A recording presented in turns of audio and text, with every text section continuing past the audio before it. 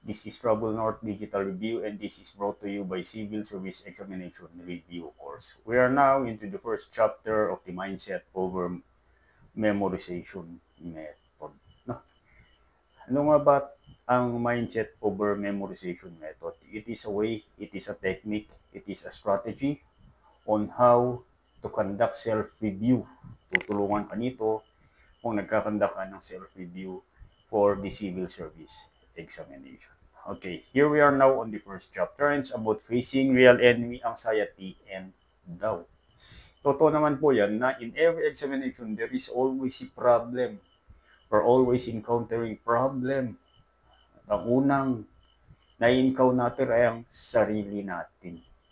I have friends also that took the civil service examination, and marami sa kanila ay may kaba. Talagang ninenervyos sila. Parang they are not fully well prepared to take the examination. No?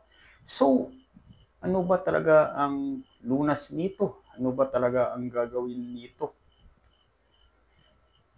At paano ba natin maiiwasan ang self-doubt or anxiety sa ating pag-take ng examination? First and foremost, may isang psychologist by the name of Carol Dweck na sinasabi na mindset alone. The success of one's mindset is determined by how we view challenges. Yung mga may fixed mindset dyan, wala talaga yan. Pag yung mindset mo i-fix na sinasabi na whatever I will do, I cannot pass the civil service examination. Talagang ganyan yan kasi in the first place. Yan naman talaga yung nasa isip mo. Pero pagbalik rin natin yung mindset that I can do this, I can pass this, kaya ko ito, that makes half of the battle won. Ika nga nila panalo ka na sa simula pa lang. No? On the other hand, kung ikaw ay merong ganyan, yan ang sinatawag nila na it is the growth mindset. Yung mindset na magpapanalo sa'yo. And definitely, mananalo ka dyan.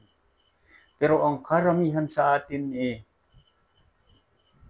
paano ba mare-reframe ito? Paano ba magkakaganon ng growth mindset? No? So, kailangan siyang i-fix. Kailangan natin siyang i-shift from a fix to a growth mindset. Kailangan natin siyang i-reframe. Kailangan natin na akuin yung mga mistakes na